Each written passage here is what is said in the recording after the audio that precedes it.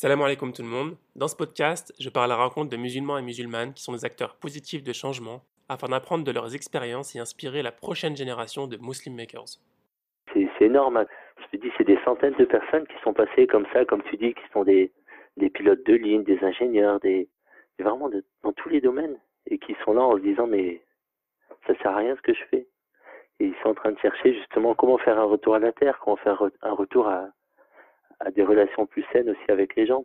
Cette semaine, j'ai le plaisir d'accueillir Jean-Philippe, fondateur de l'îlot des Combes, centre d'éveil à l'écologie et d'initiation à la permaculture. Ne disposant pas de smartphone ni de micro dans son ordinateur de travail, Jean-Philippe a pris l'appel depuis son téléphone, d'où la qualité sonore particulière de cet épisode. Dans cet épisode, Jean-Philippe explique qu'un de nos problèmes majeurs dans cette société est notre mode de consommation, ainsi que notre rapport à la nature. Il propose dans son centre, situé dans le Creusot, un mode de vie alternatif, plus pérenne, qui prend en compte les besoins de la nature qui nous entoure. C'est là où la spiritualité prend toute sa place. En tant que croyant et que musulman, la première chose qu'on apprend sur cette question-là dans le Coran, c'est que toute la terre appartient à Dieu. C'est vrai, c'est écrit beaucoup de fois dans le Coran. Tout ce qui est dans les cieux et la terre est à Dieu. Et à partir du moment où c'est à Dieu, on ne peut plus faire les choses n'importe comment. Donc quand on veut produire sa nourriture, on s'interroge, mais attention, tout ce qui est autour de moi, c'est pas à moi. Les oiseaux, les papillons, les vers de terre, ils sont pas à moi. Comment je vais produire ma nourriture sans leur causer du tort? Si tu aimes le podcast et que tu veux le rendre plus visible, n'hésite pas à le noter 5 étoiles sur ton application de podcast et à me laisser un commentaire positif. Bonne écoute. Salam alaikum Jean-Philippe. Alaykoum salam wa rahmatullahi wa barakatuh. Merci d'avoir accepté mon invitation. Je suis très content de t'avoir. Merci à toi. Tu es le président de l'îlot des Combes. Est-ce que tu peux te présenter d'abord toi, ce que tu fais et présenter aussi l'îlot des Combes? Du coup, je m'appelle Jean-Philippe, j'habite au Creusot, au centre de la France. Et effectivement, depuis maintenant 5 ans, je gère avec d'autres personnes une association qui s'est créée donc il y a 5 ans avec l'objectif de reconnecter les gens à la nature. Et pour ça, on a donc acheté un lieu. Ce lieu se compose aujourd'hui en tout cas, d'une bâtisse avec une vingtaine de places en hébergement. Également un autre bâtiment dans lequel nous avons une salle commune avec une cuisine professionnelle, une salle de réunion, des espaces communs et surtout 2 hectares de terrain sur lequel on a planté plus de 1000 arbres, sur lequel il y a également des animaux, des moutons, un poney, des abeilles. Et là, depuis 4-5 ans, des jeunes, des familles ou des personnes qui souhaitent se former sur ce lieu. D'accord. C'est quoi l'objectif de l'îlot des Combes? L'objectif est... il y a plusieurs objectifs en fait. C'est vrai qu'au départ, c'est la problématique que nous sommes posés, c'est qu'on voit bien que à travers les textes du Coran ou l'éthique du prophète, sallallahu alayhi wa sallam, on voit ce besoin en fait, ou cette nécessité que l'homme a à se connecter à la nature. Le fait de pouvoir méditer, de pouvoir réfléchir à travers les signes de la création. Or, on s'est bien rendu compte que les musulmans, tout comme les autres êtres humains aujourd'hui sur Terre, sont complètement plongés dans la société de consommation, pour la plupart, bien sûr, hein, c'est pas... Et on décrochait en fait de ce lien à la nature. Et dans nos modes de consommation, ça se voit totalement. La manière dont on consomme, en fait, a des impacts énormes sur la nature, et pourtant, ça ne nous fait pas changer. Et à un moment, on s'est dit, il y a besoin d'agir. Et comment agir? Peut-être en mettant justement en place un lieu qui permettrait d'accueillir des personnes, de les faire réfléchir et de les sensibiliser. Donc ça, c'était l'idée de départ. Mais rapidement, le projet s'est étendu et s'est ouvert. L'idée n'était pas de faire un projet communautaire, mais de faire un projet ouvert à toute l'humanité, puisque c'est une question finalement qui nous touche tous. Et puis on le voit particulièrement dans des contextes comme aujourd'hui, où on se rend bien compte que l'humanité finalement n'est qu'une, et que lorsqu'on est confronté comme ça à une difficulté, on se retrouve tous dans le même bateau. Et donc à un moment donné, on travaille pour recréer ce lien entre l'homme et la nature de manière beaucoup plus générale. D'accord. Et d'où est-ce que ça t'est venu ça? Est-ce que c'est venu du jour au lendemain? Non, déjà c'est mon parcours. Tu vois, moi quand à l'âge de 19 ans, je me suis converti à l'islam, et c'est notamment passé par ce lien à la nature, cette méditation. Je me souviens, à cet âge-là, je sortais très souvent le matin à l'aube pour aller voir le lever du soleil, pour aller m'enfoncer dans la nature sauvage. Et puis c'est vrai que ça a été un moment important dans mon cheminement. J'ai étudié également la biologie et j'ai été prof d'ailleurs en biologie. D'accord. Donc ce lien a été toujours présent. Et aussi depuis très jeune, je milite dans des associations, on va dire alternatives, parce que ça existe depuis longtemps. Bien conscient en fait que ce monde qu'on nous propose aujourd'hui, c'est une aberration en fait, qui n'a pas de sens. Et on le voit aujourd'hui, on arrive au terme où la Terre ne peut plus supporter la manière dont on vit.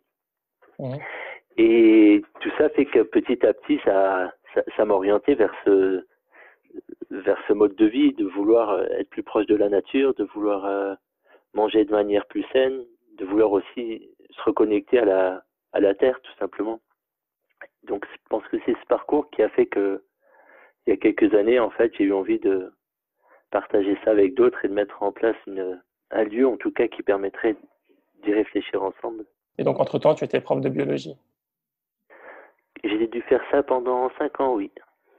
Dans un collège et dans un lycée. D'accord. Dans quel type d'environnement tu as grandi? Plutôt en ville, mais pas non plus dans un quartier, plutôt dans une zone un peu... Enfin, une maison en ville, en tout cas, proche d'une ville. Mais avec quand même un grand jardin et une présence quand même de la nature. D'accord. Avant de commencer ce projet, tu avais de l'expérience avec les jardins, l'agriculture, le jardinage, ou tu as tout appris? Non, c'est venu vraiment avec ce projet. Avant ce projet, j'étais plutôt dans la partie éco-construction énergétique, pour un autre projet du coup. Et non, c'est vraiment en achetant ce terrain, en fait, c'est cette envie, un moment de retour à la terre qui fait aussi qu'on s'est dirigé vers un projet comme ça pour se lancer dans un projet agricole parce que c'était un besoin qui était fort. Et c'est vraiment là que j'ai commencé à vraiment découvrir la nature et découvrir ce métier en fait j'allais dire d'agriculteur, mais c'est ça, oui, c'est le bon terme, je pense, de paysan. Les gens qui viennent à l'îlot des Combes, ils apprennent quoi et ils découvrent quoi? Comment ça se passe un séjour à l'îlot des Combes? Bon, il y a différents types de personnes. Il peut y avoir des familles qui viennent avec des enfants dans un cadre de vacances. Ça peut être également des jeunes accompagnés par des éducateurs qui viennent faire des séjours de rupture. Ou alors ça peut être des personnes qui viennent en formation donc pour découvrir l'apiculture ou la permaculture. D'accord. Et l'idée, c'est que ces personnes repartent avec une prise de conscience, une réflexion, de voir en fait un lieu où on peut vivre différemment, où on produit ses légumes, ses fruits, où on produit un tas de choses par soi-même. Et un lieu justement où la nature est centrale. Toutes ces personnes qui viennent, en fait, tu vois, sont des gens qui, comme nous tous, ont grandi en ville, ont vécu loin de se lier à la nature. Et ce que nous avons vraiment envie là-bas de faire, c'est de pouvoir montrer que cette situation est anormale. L'être humain, il n'est pas fait pour vivre coupé de la nature. Il est fait pour faire partie de cette nature. Il est un des éléments de cette nature, de ces écosystèmes. Et donc tout est mis en place justement pour essayer de recréer ça. Donc ça passe par des visites du site, ça passe par une meilleure explication et compréhension des écosystèmes, de comprendre la vie du sol, la vie des plantes, pour montrer aux gens à quel point tous ces mécanismes sont merveilleux, sont complexes, sont harmonieux.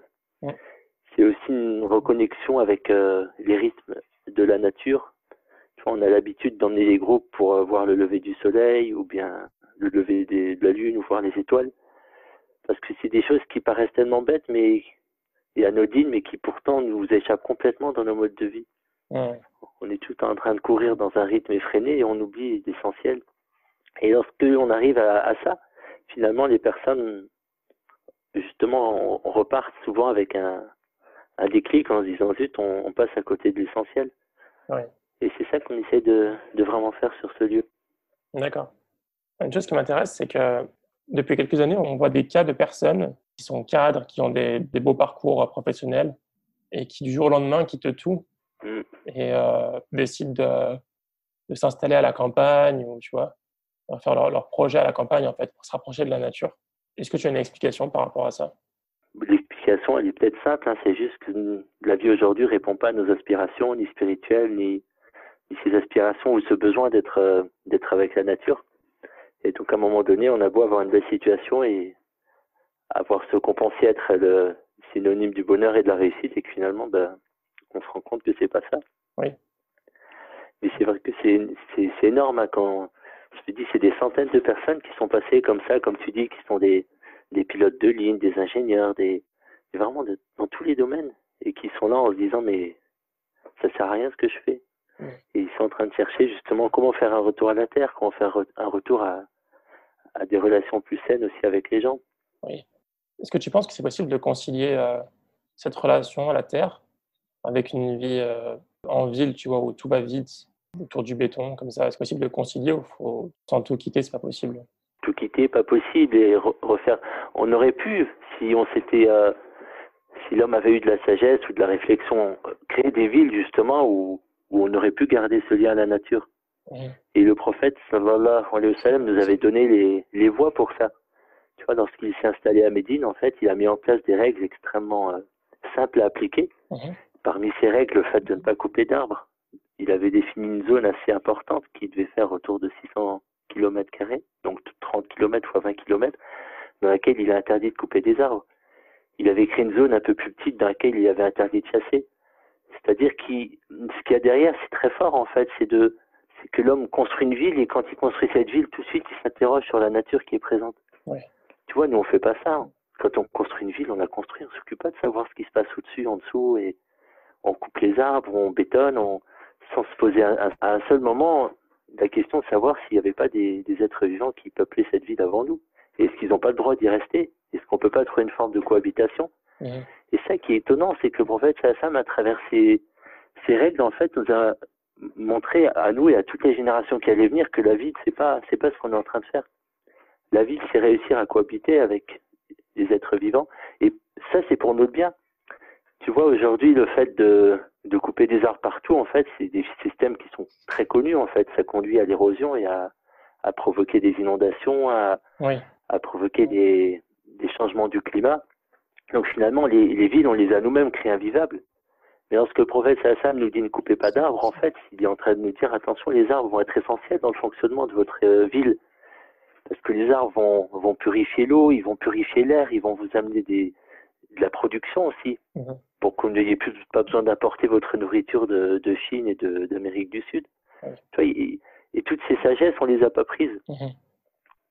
Et donc finalement, la question que tu poses, est-ce qu'on peut concilier ça? Aujourd'hui, effectivement, c'est très difficile de concilier ce lien à la nature en vivant au milieu de Paris, puisqu'il n'y a plus de nature. Mais par contre, c'est pas impossible de concilier la vie d'être humain, même dans des villes, avec la nature. Simplement, il aurait fallu, ou il faudra pour les prochaines décennies, en fait, créer des villes où on prend en compte cette nature. Et peut-être pour finir la question, il y a une vision peut-être un peu plus difficile à avoir, mais c'est vrai que la ville, finalement, ça reste de la nature transformée. Tout le béton qu'on voit, c'est la nature, finalement, c'est la montagne qui a été mise en bloc. Puis dans la ville, il y a des oiseaux, il y a des insectes, il y a quand même toute une vie malgré ça. Et quand on arrive petit à petit à retrouver ce lien à la nature, on voit la nature partout. Et au lieu de marcher la tête en bas à Paris ou sur son téléphone, en fait, on marche les yeux au ciel en regardant les oiseaux, les nuages ou bien les arbres, pour le peu qu'il en reste. Mais on n'est pas habitué à cette manière de voir le monde. Donc c'est là où on a un gros travail à faire, c'est comment reprogrammer notre cerveau, puisque tout enfant, en fait, notre cerveau est habitué à ça. Quand on emmène un petit enfant de 2-3 ans dans la forêt, on ne peut pas marcher, en fait. Tous les mètres, il s'arrête, parce qu'il est émerveillé partout. Par tout ce qu'il voit, et notre cerveau, il perd ça. Alors qu'il ne devrait pas le perdre. On ne peut pas arrêter de s'émerveiller de la nature, parce qu'elle est sans cesse. Chaque jour, on apprend des choses. Tu vois, comme il dit dans le Coran, combien de versets, combien de signes passent constamment devant nous, et on est insouciant. Et c'est ça, en fait, c'est que cette nature, constamment, elle nous montre, en fait, la puissance de celui qui l'a créé, du créateur de cette nature. Mais comme nous, on n'est plus dans ce type de réflexion, notre cerveau fonctionne plus de cette manière-là, donc on ne voit plus tous ces signes. Or, ils sont présents, et même dans les villes les plus urbanisées. S'évader régulièrement dans la nature, ce serait déjà un premier pas. Ouais, c'est sûr, ça peut aider. Je vais poser la question par rapport à ton rapport à la technologie. Tu vois, j'ai essayé d'avoir ton contact par plusieurs personnes et on m'a dit que tu n'avais pas de téléphone. On m'a donné ton mail. Du coup, ça m'intéresse de savoir c'est quoi ton rapport à la technologie. J'ai l'impression que c'est deux choses qui sont un petit peu antinomiques aujourd'hui. En fait, la technologie en elle-même est pas problématique, mais encore une fois, elle n'a pas été pensée avec la nature. Mhm. Donc c'est une technologie en fait qui nous rend esclaves et qui détruit tout ce qu'il y a autour de nous. Et tu vois, c'est un peu la même réflexion que j'ai faite tout à l'heure pour les villes. S'il y a 50 ans ou 100 ans, on avait décidé de mettre en place une vie plus confortable pour les êtres humains, grâce à l'électricité, grâce à l'eau courante, etc. Mais qu'à chaque fois, on s'était dit, mais attention, on peut pas faire n'importe quoi avec la nature, parce qu'elle est à Dieu, la nature. On peut pas détruire les écosystèmes. Donc comment on va fabriquer de l'électricité sans faire de tort à la nature? Et tu vois, en ayant eu cette réflexion en amont, aujourd'hui, on aurait tout notre système qui fonctionnerait de manière optimale. Et il fonctionnerait même beaucoup mieux parce que la nature est beaucoup plus efficace que nos technologies. Oui. Je te prends un seul exemple aujourd'hui. Regarde, pour fabriquer de l'électricité, les moyens qu'on a. On a le pétrole, le charbon, le nucléaire ou les panneaux solaires. Quel que soit le domaine où tu regardes, en fait, c'est des domaines qui causent du tort à la nature, qui sont pas pérennes, en fait. Et pourtant, les feuilles des arbres sont des panneaux solaires. Un arbre, en fait, il fait exactement la même chose. Il prend l'énergie du soleil, il la convertit en énergie. Et aujourd'hui, on arrive à faire ça. C'est-à-dire qu'il y a des chercheurs qui arrivent aujourd'hui, c'est encore le début de cette technologie, mais qui arrivent à travailler avec les arbres et à convertir cette énergie, c'est-à-dire utiliser les arbres ou travailler en partenariat avec les arbres pour qu'une partie de cette énergie, on puisse l'utiliser nous pour nos besoins. Oui. Mais s'il y a 50 ans ou 100 ans, tous les chercheurs, au lieu de bosser sur le pétrole ou le nucléaire, qui sont des énergies, on sait très bien qu'elles ne sont pas pérennes, on sait très bien qu'elles vont causer des catastrophes. Si au lieu d'utiliser tout cet argent pour ça, on l'avait utilisé pour ça, et bien aujourd'hui, on aurait des technologies qui nous permettraient de vivre de manière confortable sans causer du tort à la nature. Après, concernant le téléphone, c'est un rapport particulier en fait. Je parle plus particulièrement de smartphone parce que j'ai un petit téléphone pour décrocher quand on m'appelle. Et le smartphone en lui-même est quelque chose de beaucoup plus grave en fait, puisque c'est devenu finalement une extension de notre cerveau qui va faire des choses que notre cerveau sait faire. Et ça, c'est très dangereux parce qu'on est en train d'affaiblir et de rendre notre cerveau, beaucoup moins efficace qu'il ne pourrait l'être. Juste par exemple, le fait de se déplacer dans l'espace, notre cerveau est capable de trouver son chemin, il est capable de s'orienter. Et les êtres humains se sont toujours orientés avec leur cerveau. Ils ont traversé le monde, ils ont fait le tour du monde, les grands voyageurs de l'époque. Et pourquoi aujourd'hui on a besoin d'un GPS? Tu vois, notre cerveau sait faire. Et en fait, le grand danger que je vois dans tout ça, c'est que le fait de confier comme ça tout ce que Dieu nous a mis dans notre cerveau, toutes ses capacités à un appareil, fait que petit à petit on va déconnecter notre cerveau. Ouais. Et c'est pour ça en fait que moi-même et je milite aussi pour ça, pour que les gens jettent leur smartphone à la poubelle. En fait, c'est une horreur cet appareil. En fait, effectivement, il apporte quelques biens, mais il apporte tellement de mal. Et notamment dans cette connexion à la nature qui est tellement essentielle en fait. Le téléphone est un anti-connexion à la nature, c'est clair. On peut pas se connecter à la nature avec un téléphone en poche. Tu vois, on va commencer à reconnaître les plantes avec des applications spéciales plantes. On va commencer on n'est plus dans reconnaître une plante, ça se fait avec le toucher, ça se fait avec l'odeur, ça se fait avec l'émerveillement aussi de découvrir une nouvelle plante, quand on a des appareils, on perd tout ça. Ouais. C'est une expérience qui est difficile à exprimer. J'imagine, ouais, c'est vrai que le téléphone, c'est un peu comme tu disais, on est un peu esclave de nos smartphones. À chaque fois qu'on a une notification, on regarde, il nous appelle en fait comme des petits chiens. Oui, c'est ça, il te déconcentre. En fait, ce qui est vraiment très, très, très dangereux dans ces appareils-là, et c'est pour ça que je mettrais vraiment les gens en garde. Malgré qu'encore une fois, c'est vrai que ça nous apporte des choses positives. Mais ce qui m'inquiète énormément là-dedans, c'est qu'on le voit bien en fait. Un des effets principaux des smartphones sur l'humanité, c'est qu'on perd une qualité essentielle de notre cerveau, qui est la capacité à se concentrer. Et là, c'est des choses qui sont extrêmement documentées, énormément de recherches qui montrent que petit à petit, l'humanité, elle perd sa capacité à se concentrer. Oui. Mais quand on regarde ce qu'il y a derrière la concentration, en fait, il y a deux choses essentielles. La première, c'est que la concentration, c'est une des bases de la méditation. Comment on va méditer sur la nature si on n'est pas capable de rester concentré quelques minutes à l'observer? Donc, plus de concentration, ça veut dire quoi? Plus de méditation, donc plus de connexion à la nature. Oui. Et la deuxième chose, en fait, c'est que la concentration, elle permet aussi un rapport sain avec les êtres humains. Parce que pour être bien avec les autres et pour aussi comprendre la souffrance des autres, il y a toute cette notion d'empathie qui est importante. Et comment on peut être empathique si on n'est pas capable de se concentrer sur les autres, de se concentrer sur ce qu'ils disent, sur ce qu'ils ressentent? Et donc finalement, le téléphone, ça devient un outil qui va aller contre des relations saines entre les gens et aussi à l'encontre d'une connexion saine à la nature. Oui. C'est pour ça que je pense qu'il y a vraiment un gros problème dans cet outil-là, qui devrait vraiment nous alerter et nous rendre vigilants. Au moins, pour être capable de limiter en fait cet outil à l'utilisation nécessaire. Mais comme tu dis, c'est compliqué. C'est surtout que beaucoup d'études ont montré que c'était un outil addictif, tout comme les drogues dures. Tu vois qu'à chaque utilisation, on fait des sécrétions de dopamine dans le cerveau. Il agit tout à fait comme une drogue. Et donc, comment limiter quelque chose qui finalement est addictif? Et c'est pour ça, moi, j'ai fait ce choix-là et je le conseille à tout le monde. C'est notre vie qui commence. On se rend même pas compte à quel point ça nous détruit toutes nos relations avec les enfants, notre relation à la nature, avec les gens. Et le fait juste de prendre son smartphone, de le jeter à la poubelle et d'acheter un petit téléphone où il n'y a aucune application, juste de quoi téléphoner ou se faire appeler, vraiment ça change la vie. Mais le premier jour, on voit les changements.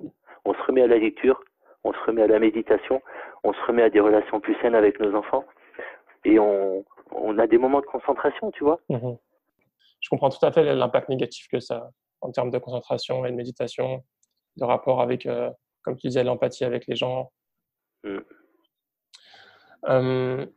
Du coup, j'avais une autre question aussi. Donc, tu disais que tu faisais de la permaculture à l'îlot des Combes. Oui. Est-ce que tu peux définir ce qu'est la permaculture? Donc, je pense que certains auditeurs ne savent pas exactement ce que c'est. Et puis moi aussi, j'ai des notions très vagues par rapport à ça. Ouais, on en a beaucoup parlé en fait depuis qu'on a commencé l'échange toi et moi, puisque finalement tout ce que je vous ai dit, l'idée de faire des villes où l'être humain puisse s'intégrer sans perturber les écosystèmes, le fait de créer une industrie ou des usines, un confort en tout cas pour l'être humain en prenant en compte la nature, en travaillant avec elle, le fait de créer de l'énergie avec les feuilles des arbres, c'est tout ça la permaculture. Finalement, ça se résume à quoi? C'est de dire l'être humain doit s'établir sur Terre, donc il doit se nourrir, il doit se chauffer, il doit se vêtir. Et comment est-ce qu'il va faire ça en fait sans perturber les écosystèmes, ou du moins en faisant en sorte que ce soit régénératif, c'est-à-dire que les écosystèmes, après le passage de l'être humain, en fait, vont retrouver leur place, ce qui fait que finalement, de génération en génération, la nature ne va pas être impactée. Et donc la permaculture, en fait, ça va être son objectif principal. Donc si je devais donner une définition, je dirais que la permaculture, c'est ce qui permet de créer des écosystèmes productifs. Derrière productif, j'entends donc qui produisent de la nourriture, de l'énergie, des fibres, donc de créer des écosystèmes productifs, d'accord, qui soient régénératifs. Et dans le terme régénératif, il y a quoi? Il y a le fait que ces écosystèmes ne soient pas impactés au point où à chaque génération, en fait, on perd un petit peu. Tu vois, et donc c'est l'inverse de ce qui se passe aujourd'hui. Aujourd'hui, on a une économie qui n'est pas du tout régénérative. Lorsqu'on crée un déchet comme du plastique et que ce plastique se retrouve enterré sous terre ou se retrouve dans les océans, on ne peut pas continuer. Est-ce que on peut continuer 1000 ans comme ça? C'est pas possible. Tu vois, tu imagines aujourd'hui les millions de déchets qu'on produit, comment on peut imaginer que dans 1000 ans, on puisse continuer comme ça? À un moment, la Terre sera recouverte de déchets, ça ne tient pas la route. Donc ça, c'est pas un système qui est régénératif. La question qu'on doit se poser, nous, en tant qu'être humain, c'est comment on crée une économie avec zéro déchet. C'est le seul moyen. Si on crée, même ne serait-ce qu'un tout petit peu de déchets, sur une échelle de 10 000 ans, ces déchets, ça va devenir ingérable. Et donc là, pour revenir de manière un peu plus pragmatique à l'aspect agriculture, ou ce qu'on fait à l'îlot des Combes en tout cas, c'est justement de voir comment on est en mesure de produire de la nourriture pour nourrir donc les personnes qui viennent sur place, les bénévoles, etc., dans un écosystème en fait qui ne va pas perturber la vie sauvage, qui ne va pas perturber la vie des sols, et qui nous permettrait de dire sur cette manière de faire, dans 500 ans, ça marchera toujours. Dans 10 000 ans, ça marchera toujours. Dans 100 000 ans, ça marchera toujours. Pourquoi? Parce qu'en fait, on est sur un écosystème qui est régénératif, qui prend en compte tous les composantes de la nature, et donc qui ne va pas créer de désordre ou de dégradation de l'environnement. Donc si on devait donner un exemple, ce serait de mettre telle plante à côté de tel arbre, à côté de telle structure, faire en sorte que chacun apporte soit de la valeur, mais qui ne soit pas nocif à la plante qui est à côté ou à l'arbre qui est à côté. Ouais, par exemple, une pratique qui est très répandue en permaculture, c'est le fait de couvrir les sols. Donc, ne jamais laisser un sol à nu et ne pas travailler les sols en profondeur. Tu vois, par exemple, le labour qui est pratiqué aujourd'hui avec d'énormes machines sur d'énormes surfaces, en fait, à chaque fois qu'il se passe, il va déstructurer le sol, il va détruire toute la vie du sol. Or, comment ça se passe dans un sol? C'est quelque chose d'extrêmement complexe. Donc, toutes les plantes d'un écosystème sont reliées par des réseaux de champignons. Et ces champignons, ils ont un rôle fondamental parce qu'en fait, ils vont faire une diffusion de la nourriture, de l'information pour faire en sorte que cet écosystème augmente en stabilité et puisse donc résister aux difficultés. Et ce réseau de champignons, en fait, c'est des kilomètres ou des dizaines de milliers de kilomètres de câbles souterrains. D'accord. Et ça, on a besoin qu'ils se mettent en place pour que nos écosystèmes perdurent et soient stables. Et le problème, c'est que si on vient tous les ans avec d'énormes machines pour retourner la Terre, forcément, ce réseau, on le détruit à chaque fois. Oui. Et donc, qu'est-ce qui se passe? C'est pendant 15 ans, 20 ans, on a des belles productions de blé et de maïs, comme ça a été le cas en France. Et à un moment donné, les productions, les rendements commencent à baisser. Et aujourd'hui, nos rendements de maïs en France, ils sont de l'ordre de 30-40% inférieurs à ce qu'on pouvait faire il y a 30 ans. En fait, la nature, elle a cette capacité, nous a mis à disposition une nature qui est extrêmement productive, abondante, qui est capable de nous fournir largement assez de nourriture. Mais à partir du moment où on détruit cette nature, parce qu'on pense faire mieux et qu'on utilise des moyens qui ne respectent pas les logiques de la nature, on arrive sur des choses qui ne sont pas pérennes. Oui. Donc j'utilisais le terme de régénératif tout à l'heure, là c'est pas régénératif puisqu'au bout de 50 ans les sols sont morts. On a détruit les sols, donc on va plus pouvoir faire pousser des plantes ou quoi que ce soit, si ce n'est en amenant des molécules chimiques extérieures. Or ces molécules chimiques sont issues du pétrole, le pétrole un jour va disparaître, donc on est bien sur des systèmes qui sont pas pérennes. Oui. Donc ça c'est un exemple clair, dans la permaculture, c'est la vie du sol, c'est faire en sorte que le sol soit toujours vivant, que dans le sol on ait des champignons, on ait des bactéries, des insectes, des mollusques, des arthropodes, qu'on ait des taupes, et qu'on ait toute cette vie, les vers de terre surtout, qui sont essentiels. Et c'est ça qui va faire qu'on ait un sol qui même sur 50, 100 ans, 200 ans, au contraire, va se bonifier. Il ne va pas se dégrader, mais va se bonifier, et donc on peut très bien envisager que dans 500 ans, notre écosystème soit toujours viable et qu'il puisse toujours produire de la nourriture pour les êtres humains. Oui. Est-ce que la permaculture, par rapport à ton expérience, est-ce que c'est quelque chose qui se développe de manière positive? De plus en plus de gens l'utilisent ou pas forcément? Si, c'est comme quelque chose qui a vraiment on le voit dans les formations qui sont proposées aujourd'hui, dans les projets qui se lancent un petit peu partout en France et dans le monde. Donc c'est sûr qu'il y a énormément d'initiatives. Alors forcément, il n'y a pas les soutiens financiers derrière. Donc ça reste pour l'instant dans la plupart pour ce que je connais en tout cas en France. Mais je le vois dans certains pays comme au Brésil par exemple, c'est maintenant devenu un des systèmes vraiment mis en avant par beaucoup d'agriculteurs et qui au niveau des rendements a montré ses preuves puisque ça produit des rendements bien supérieurs à l'agriculture industrielle. Donc je pense que c'est une étape qu'il va falloir passer en France, c'est-à-dire on est là dans la phase d'expérimentation. Donc plein de gens comme nous sont en train de faire partout des tests et des expériences et de voir comment appliquer ces méthodes à nos climats et qu'est-ce qu'on est capable de produire pour à un moment prouver que ce système est celui qui peut remplacer l'agriculture chimique et industrielle et que c'est ça qu'il faut imposer ou mettre en place en France. Enfin en France, dans le monde en tout cas. La raison principale pour laquelle ce type d'agriculture n'est pas mise en place, c'est parce que c'est pas assez productif. Non, c'est jeune, hein. C'est jeune, c'est-à-dire que tu vois, la permaculture en tant que telle est née dans les années 70. Tu vois, en France, c'est des expériences qui sont très récentes. D'accord. Et là, on est sur tout un schéma de société. Imagine-toi, quand je te dis agriculteur à toi français, à quoi tu penses? Tu penses à un tracteur, tu penses à des champs, tu penses à une ferme avec des vaches. Tu vois, et de dire maintenant aux gens, attention, l'agriculture, cette agriculture dont on nous a parlé, on peut pas continuer comme ça parce que c'est pas possible, tout simplement. C'est pas viable. Et donc il va falloir passer vers une agriculture complètement différente. Et ça peut pas se faire en l'espace d'un mois ou d'un an. Oui. Je pense plus que ça se fait en l'espace de générations. Pour aller un petit peu plus loin, peut-être dans la réflexion, c'est dans l'idée de la permaculture, c'est justement de mettre en place des systèmes productifs, comme je l'ai dit, qui soient proches de la nature. Parce que plus on est proche de la nature, et moins on a besoin d'énergie pour se maintenir dans un état. Tu vois, lorsque l'homme s'éloigne de la nature, je te donne un exemple, par exemple, on est en Europe en climat tempéré, il y a des forêts normalement. Quand on coupe une forêt pour planter un champ de maïs, sachant que le maïs n'a rien à faire chez nous, c'est une plante qui pousse dans des pays où il y a énormément d'eau, donc ça pousse pas normalement chez nous. Donc en faisant ça, en fait, on a mis en place un écosystème qui est extrêmement loin de son point d'équilibre. Et donc pour le maintenir si loin, il faut fournir une énorme énergie. Et comment elle se traduit cette énergie concrètement? Elle se traduit par d'énormes machines avec beaucoup de pétrole, avec beaucoup de produits chimiques, beaucoup de produits de synthèse, beaucoup de pesticides, etc. Et ça, c'est le prix à payer pour mettre en place un champ de maïs, là où la nature nous dit, ici, il faut mettre une forêt. D'accord? Donc, qu'est-ce qu'on va faire en permaculture? On va pas raisonner comme ça. On va dire, la nature nous dit de mettre une forêt, soit, mettons en place des forêts.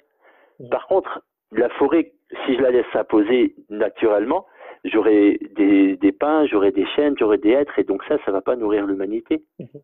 Donc, qu'est-ce que je vais faire? Je vais commencer à mettre en place un écosystème qui ressemble à ma forêt naturelle, mais je vais l'adapter. Je vais le modeler à mon image, à mes besoins. Et je vais mettre en place une forêt où les arbres seront des pommiers, des poiriers, où dans cette forêt, j'aurai des framboises, des groseilles, des cassis. Et dans les clairières, j'installerai des légumes, des céréales. Dans cette forêt, j'aurai des animaux, des vaches, des poules. Des poules, ça vit dans les forêts, ça vit pas dans les cages. Et petit à petit, en fait, je vais mettre en place un écosystème qui va ressembler à une forêt, mais qui ne sera pas tout à fait une forêt. Mais finalement, pour maintenir en place cet écosystème, il me faudra peu d'énergie, puisque je suis déjà très proche de ce que la nature aimerait voir ici. Oui. Hein? Et donc, aujourd'hui, dire ça à la population française, nos champs de blé et puis nos vaches, c'est une aberration, il faut mettre des forêts partout. Forcément, ça ne peut pas se faire du jour au lendemain. Tu vois, c'est plusieurs siècles d'histoire qui sont là gravés dans nos mémoires. On voit aussi une très grosse augmentation de la demande dans tout ce qui est produits bio, sans insecticides, mais ça ne résout pas forcément le problème. Non, ça ne le résout pas, puis c'est surtout pas la solution. Aujourd'hui, le bio, en fait, il est vu comment? C'est-à-dire, on part du système industriel, et puis on va changer quelques produits par d'autres pour dire, ça y est, il n'y a plus de pesticides. Tu vois, par exemple, les tomates bio, la plupart des tomates bio qu'on mange viennent d'Andalousie, donc elles sont cultivées dans les mêmes serres horribles, avec des ouvriers qui sont souvent des clandestins qui viennent de l'autre côté de la Méditerranée. Et certes, elles sont bio, c'est-à-dire qu'il n'y a pas de traces de pesticides. Mais est-ce que c'est ça la solution? Parce qu'au final, si on veut pousser le raisonnement un petit peu plus loin, aujourd'hui, en blé conventionnel, je fais 8 tonnes à l'hectare, en bio, je fais 5-6 tonnes. C'est-à-dire qu'il va falloir 30 ou 40% de surface agricole en plus sur Terre. Donc on fait quoi? On coupe des forêts, il n'y a plus de forêt. Donc c'est pas possible. À un moment donné, on peut pas continuer à vivre dans un monde où on ne prend pas en compte la nature et puis on l'adapte à la marge pour faire plaisir aux gens qui veulent des choses naturelles. C'est tout un système qu'on a besoin de revoir. Donc la permaculture, elle propose pas du bio, elle propose de dire le système tel qu'il est fait aujourd'hui, il n'est pas pérenne. Couper des forêts pour mettre des champs de maïs, ça n'a aucun sens. Ça a beau être du maïs bio, ça n'a aucun sens. Ce qu'il faut, c'est repenser notre place d'être humain sur Terre. C'est là où la spiritualité prend toute sa place. En tant que croyant et que musulman, la première chose qu'on apprend sur cette question-là dans le Coran, c'est que toute la terre appartient à Dieu. C'est vrai, c'est écrit beaucoup de fois dans le Coran. Tout ce qui est dans les cieux et la terre est à Dieu. Et à partir du moment où c'est à Dieu, on ne peut plus faire les choses n'importe comment. Donc quand on veut produire sa nourriture, on s'interroge, mais attention, tout ce qui est autour de moi, c'est pas à moi. Les oiseaux, les papillons, les vers de terre, ils sont pas à moi. Comment je vais produire ma nourriture sans leur causer du tort? D'accord? Et c'est quand on réfléchit comme ça, alors là, on sort du bio, on sort de tout ça et on va vers d'autres systèmes qui ne sont pas ceux qu'on a connus.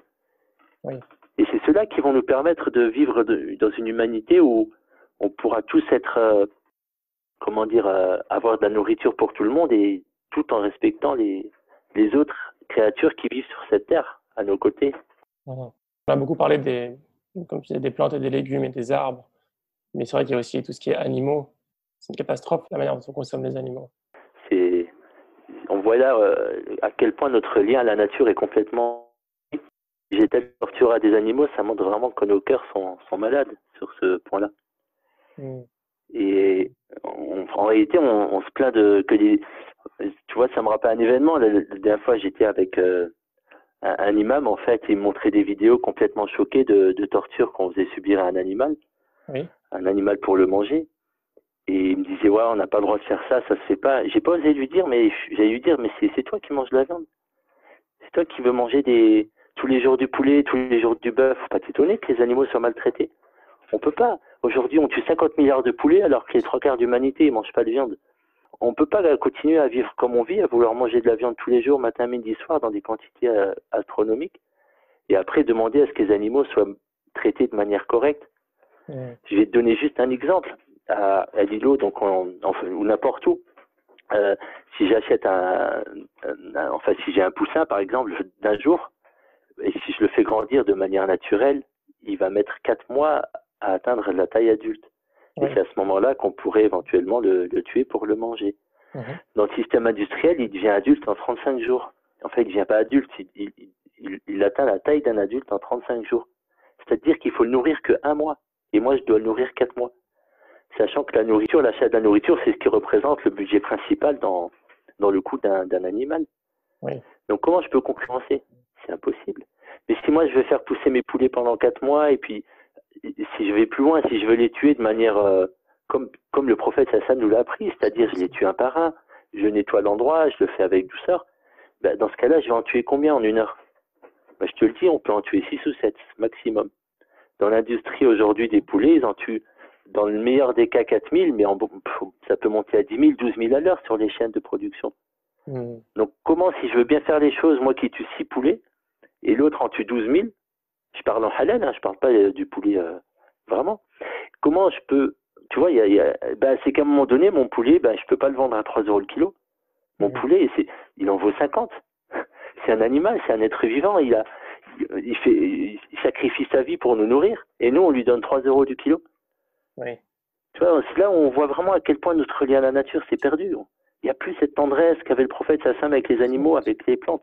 Il n'y a plus cette miséricorde qui devrait être notre objectif en fait avec la nature. Et donc c'est ça, à un moment donné, en tant que consommateur, il faut être à la hauteur. Et on ne veut pas que les animaux souffrent, soit alors on est prêt à manger de la viande 1 fois par mois et on est prêt à acheter un poulet à 50 euros et c'est normal. Et derrière, l'économie tournera toujours parce que les gens qui vendent des poulets en vendront moins, mais ils les vendront plus cher et ça marchera très bien. Du coup, toi, tu consommes beaucoup moins de viande. Enfin, toi, tu la produis, donc c'est plus facile. On la produit pas vraiment, non, sur place, parce que c'est un problème de réglementation. Oui. On aimerait la produire, mais du fait que ce soit l'aile, en fait, la réglementation est beaucoup plus dure qu'avec les poulets classiques. Et donc, pour l'instant, on est un petit peu bloqué par rapport à ça. Ce qui est dommage, hein, parce que justement, l'idée, c'est de mettre en place des choses plus saines, plus respectueuses de l'animal, et pour des questions de réglementation qui ne sont pas fondées. En tout cas, là, ce n'est pas fondé. Oui. On ne peut pas le faire, donc c'est bête. Ça devrait être l'abattage de masse qui ne devrait pas être réglementé. C'est le monde à l'envers. Ouais, c'est ça. Mais aujourd'hui, que ce soit dans le monde musulman ou pas, bien sûr, hein, c'est tous les éleveurs qui se battent pour tuer leurs animaux eux-mêmes, justement pour le faire avec douceur, avec bienveillance, en fait, ils se trouvent face à des règles juridiques qui les imposent d'aller dans des abattoirs. Et là, c'est un combat difficile, en fait. Oui. Parce que derrière, il y a des énormes structures, des grandes sociétés, en fait, très riches qui font... Enfin, les éleveurs font pas le poids, tout simplement, les petits éleveurs. Mais ouais, forcément, c'est un combat qu'il faut mener ensemble. Est-ce que tu as des conseils? Tu as déjà donné quelques voies. Faire attention à sa consommation, par exemple. Quels conseils tu donnes, en fait, pour essayer de changer un peu le système actuel? Je pense que parce qu'aujourd'hui, on entend beaucoup de choses, tu vois. Il faut recycler, il faut manger ci, il faut éteindre l'eau quand on se brosse les dents, etc. Je pense que on ne doit pas réfléchir à l'échelle du conseil, en fait, mais plutôt à monter d'un cran pour voir qu'est-ce qui fait que naturellement, on n'est pas ces réflexes, en fait. On n'est pas, à chaque fois qu'on est en relation avec la nature, d'avoir ce réflexe de se dire attention, comment je vais faire pour pas nuire à cette nature. Et le problème, comme je l'ai dit peut-être tout à l'heure, il est en amont, c'est comment recréer ce lien avec la nature. Tu vois, quand on voit comment était le prophète de l'islam, il y a plusieurs textes qui nous décrivent, par exemple, ce chameau qui s'était plaint que son propriétaire le surchargeait trop. Et qu'est-ce qu'a fait le prophète Sassam? Il a réagi, et il allé voir le propriétaire et il a arrangé la situation. Il a entendu la nature, il a réagi. On a cette histoire aussi avec l'arbre qui avait pleuré dans la mosquée parce que le prophète Sassam avait changé il faisait des discours en étant adossé sur lui et puis ensuite il s'est mis sur la chair que lui avaient construit ses compagnons. Et lorsque l'arbre a pleuré, pareil, le prophète Sassam, qu'est-ce qu'il fait? Il va voir l'arbre, il le comprend, il l'apaise. Et jusqu'aux montagnes, hein, lorsque la montagne s'est mise à trembler et que le prophète Sassam lui a dit quoi? Il a dit calme-toi. Sur ton dos, il y a un prophète, des martyrs, etc. Et pareil, la montagne tremble et le prophète Sassam, qu'est-ce qu'il fait? Il va à son chevet. Il l'entend déjà, il entend sa difficulté et il réagit. Ça montre quoi? Ça montre que le prophète Sassam, il avait cette miséricorde envers toutes les créatures. À chaque fois qu'une créature souffrait, que ce soit un chameau, que ce soit un arbre, que ce soit une montagne, ou se plaignait de quelque chose, il était présent en fait, il agissait, il entendait la plainte et il agissait pour essayer de la corriger. Ça montre à quel point sa miséricorde était vaste. Et nous, c'est ça qu'on a besoin aujourd'hui de reconstruire. C'est comment se fait-il qu'on a plus cette tendresse envers les poules, envers les veaux, envers les plantes, et qu'on puisse comme ça arriver à créer un tel massacre, de telles tortures envers ces animaux, sans que ça nous empêche de changer nos modes de consommation, par exemple. Oui. Donc le problème, il vient de nos cœurs plus que de nos actes. Et le jour où nos cœurs seront de nouveau connectés comme ça à la nature et qu'il y aura à nouveau cette bienveillance, eh ben, tu pourras plus jeter de papier dans la nature, c'est impossible. Oui. Tu pourras plus jeter un plastique dans la nature parce que tu dis, bah, peut-être ce plastique, il va intoxiquer un animal. Et c'est pas possible. Et comment se reconnecter à la nature, en fait, c'est déjà, comme je te dis, en se déconnectant un peu de toute cette vie virtuelle qui nous entoure et de temps en temps faire des vrais bains dans la nature. Tu vois, si tous les jours on peut prendre un petit quart d'heure pour aller s'asseoir sous un arbre dans un parc et arrêter de penser, bon, bien sûr couper son téléphone, arrêter de penser et simplement ouvrir ses sens, ouvrir ses yeux, ouvrir ses oreilles, sentir le vent ou bien les sensations sur notre peau, sentir les odeurs. Et si on connaît les plantes autour, c'est manger aussi parce qu'il y a plein de choses qui se mangent, donc faire travailler nos sens gustatifs. Si on arrive à faire ça régulièrement, tu vois, petit à petit, on va de nouveau apprendre à s'émerveiller de la nature. On va revoir les oiseaux, on va revoir les insectes d'un autre œil. Et juste ça a déjà des impacts forts. Après, quand on a l'occasion de partir effectivement dans la forêt, c'est pas partir encore une fois avec nos téléphones et puis finalement faire dans la forêt ce qu'on fait en ville parce que ça n'a pas d'impact. C'est partir vraiment, s'enfoncer dans la forêt, se perdre, se laisser emporter par la nature. Et vraiment faire des vrais bas de nature où on n'est plus, j'allais dire, dans notre cerveau d'urbain. On est juste comme dans le cerveau d'un animal, en fait, où on enregistre tous les sens qui sont autour de nous, on essaie de comprendre ce qui se passe autour de nous, on essaie d'observer, d'être attentif à tout ce qui se passe. Et c'est par ces actes qui sont pas très compliqués et réguliers que petit à petit on reprend goût à voir la nature, on reprend goût à l'observer, à méditer, on s'émerveille à nouveau. Et quand on entend des oiseaux, quand on voit des insectes, quand on s'interroge sur leur mode de vie, sur ce qu'ils font, tu vois, c'est ces choses-là en fait, à mon avis, qui sont essentielles. Oui. Et puis après, il y a bien sûr c'est pas un ordre, mais je veux dire notre rapport aussi au texte. Combien de versets du Coran nous appellent à méditer, à être présent avec la nature. Et puis, encore une fois, la vie du prophète, sallallahu alayhi wa sallam, j'ai donné quelques exemples de textes, mais c'est des textes aussi qu'on a besoin de méditer. Et quand on voit ce lien qu'avait le prophète avec la nature, on peut effectivement s'interroger sur notre lien à nous et se dire est-ce qu'on n'aurait pas un travail à faire pour se rapprocher de notre exemple, de notre modèle. C'est clair. C'est quoi ta journée type? C'est très souvent le matin, je vais donc à l'îlot pour aller voir les gens qui sont sur place. Il y a souvent des bénévoles. Et donc on va au jardin, puis on passe 2-3 heures là ce matin, je pense qu'on va aller faire des boutures, donc multiplier des plantes et puis s'occuper un peu des arbres qu'on a plantés pendant l'hiver.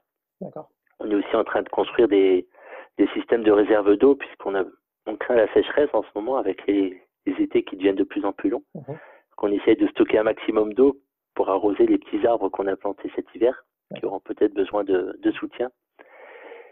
Et puis l'après-midi, c'est plus des sorties dans la forêt ou dans la nature quand c'est possible, avec les enfants justement. Rien d'exceptionnel. C'est en tout cas beaucoup de temps dans la nature, c'est sûr. Avec les activités aussi, bien sûr, avec les clients. Ouais, ça c'est sur place. Quand il y a du monde, forcément, je passe beaucoup plus de temps. Enfin, moi, les bénévoles, on a beaucoup plus de travail lorsqu'il y a de l'accueil de groupe. Là, en ce moment, il n'y en a pas. Mais quand il y a accueil de groupe, forcément, on est occupé pour les emmener au jardin, pour faire la cuisine avec eux. Ça aussi, c'est un moment important parce que pour reconnecter nos organismes à la nature, il y a aussi besoin de retravailler sa nourriture et de manger des choses plus saines, plus locales, de faire aussi des choses tout seul. Donc, on passe quand même beaucoup de temps à la cuisine. Pour partager et redonner envie aux personnes de prendre le temps de cuisiner. Oui. Mais ouais, c'est vrai que quand il y a des groupes, ça prend du temps, ouais. Ça a été quoi tes plus gros challenges pour en arriver à construire le gîte? Bon, il y a en France en particulièrement, il y a des lourdeurs administratives. Donc c'est vrai que c'est vraiment compliqué de se sortir de tout ce dédale de, Ouais, de lois, de règlements, etc. Ça a été pas, c'est pas évident. Il y a l'aspect financier, bien sûr, qui fait que si on veut être en autonomie financière, ça demande un modèle économique bien solide. D'accord. Et c'est vrai que c'est très instable. Tu vois, encore là, avec cette histoire de virus, ça fait personne qui vient pendant 2 mois, tu vois, donc ça fait des grosses pertes financières. Donc ça, c'est pas évident.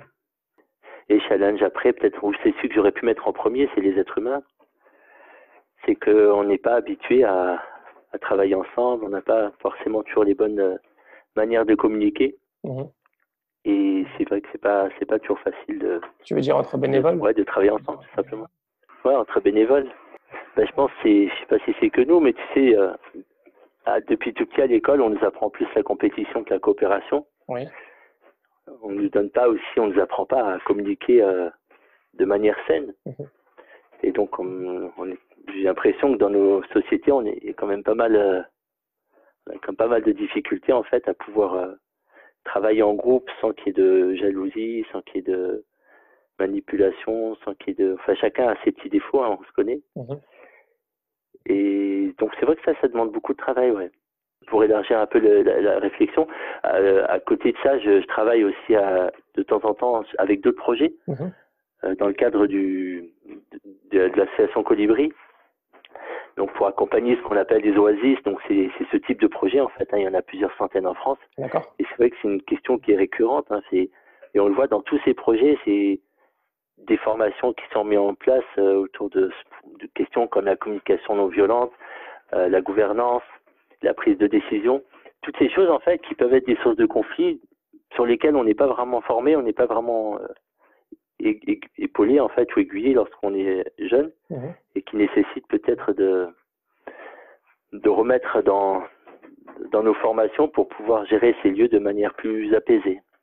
D'accord, donc tu as dû te former dans ce domaine-là. Oui, moi j'ai suivi des formations et puis on essaie, comme dit, sur place d'appliquer tout ça. Oui. On arrive à la fin du podcast. Une ou deux questions pour terminer. C'est quoi du coup vos projets futurs à l'îlot des Combes et à terme, est-ce que tu es arrivé à la finalité de ce que tu voulais construire ou tu as une ambition plus grande? Non, je pense qu'on est presque au bout du projet. Il y aura encore quelques travaux à faire pour finir complètement le site. Donc maintenant, c'est plus une idée de pérennité, de voir comment. Déjà, c'est vrai que la dimension spirituelle nous paraît être parfois un peu absente. On réfléchit en tout cas comment faire en sorte que cette dimension spirituelle puisse être plus présente dans toutes nos activités, tout en restant ouvert sur le monde, et c'est ça la difficulté peut-être, ou c'est peut-être ça qui nous rend les choses difficiles. Donc ça, c'est une problématique qui nous anime beaucoup en ce moment. Et à côté, sinon, il y a tout cet aspect expérimental où là, on finira jamais, même si on pouvait rester un siècle sur Terre. C'est qu'on a mis en place tout un tas de choses au jardin. Et là, il faut du temps maintenant pour voir comment ça va pousser, comment ça va évoluer, pour essayer d'améliorer le système. Et comme dit, peut-être dans quelques années, pouvoir partager ces techniques avec d'autres et contribuer ainsi à améliorer on va dire nos modes de production alimentaire. D'accord. Ça semble intéressant en tout cas. Chouette. Est-ce que tu as un livre que tu conseilles, un ou plusieurs livres que tu conseilles sur le domaine? Ouais, en tout cas, un des livres en permaculture qui est vraiment extrêmement intéressant et très convaincant, c'est le livre de Bill Mollison. Alors, si je me déplace un peu, je vais sûrement trouver son titre. Bill Mollison, c'est un des fondateurs de la permaculture. En tout cas, qui a fondé le concept et qui l'a mis par papier, parce que sinon, cette manière de faire a été celle de tous les êtres humains depuis des générations. Mais je veux dire, donc dans les années 70, voilà, il a écrit un bouquin qui s'appelle Introduction à la permaculture. Donc ça, c'est côté permaculture. On a longuement parlé des téléphones. Là, j'ai lu récemment un livre qui s'appelle La fabrique du crétin digital, que j'ai trouvé extrêmement intéressant et qui nous donne vraiment envie de limiter fortement le téléphone pour nos enfants. Donc pour ceux qui le connaissent, c'est la même personne qui avait écrit TV Lobotomie il y a quelques années, où il parlait des dangers de la télé sur nos cerveaux. Donc là, il parle des dangers du téléphone sur nos cerveaux. D'accord. Donc c'était mon avant-dernier livre. Et sinon, un livre qui est passionnant, mais est-ce que je vais le trouver? C'est un Hollandais qui a écrit ça sur la vie sociale des plantes. Et il explique en fait ce monde totalement inconnu en fait de plantes qui ont des capacités qui nous dépassent totalement. Des plantes qui sont capables en fait de réagir à la présence humaine et qui réagissent de manière positive ou négative en fonction des êtres humains et de la manière dont ils se comportent. Okay. Ah voilà, ça s'appelle Les émotions cachées des plantes de Didier Van Coveler. C'est vraiment un livre passionnant. Ok, écoute, je mettrai tout ça en description pour les auditeurs. En tout cas, Jean-Philippe, je te remercie beaucoup. Bah, merci aussi pour ton travail. À bientôt, Inch'Allah. Salam alaikum. À bientôt. Alaykoum salam wa barakatuh. Merci d'avoir écouté cet épisode. J'espère qu'il t'a plu. Si c'est le cas, encore une fois, n'hésite surtout pas à le partager à ton entourage, c'est extrêmement important. Et aussi à mettre 5 étoiles sur iTunes si ce n'est pas déjà fait, ou sur ton application de podcast. Par ailleurs, j'ai réalisé un petit questionnaire pour savoir un peu quels sont tes épisodes préférés, les thèmes que tu préfères. Donc voilà, ça prend 2 minutes à remplir. N'hésite surtout pas à me donner ton avis, ça me ferait très plaisir. À dimanche prochain, Inch'Allah. Salam alaikum.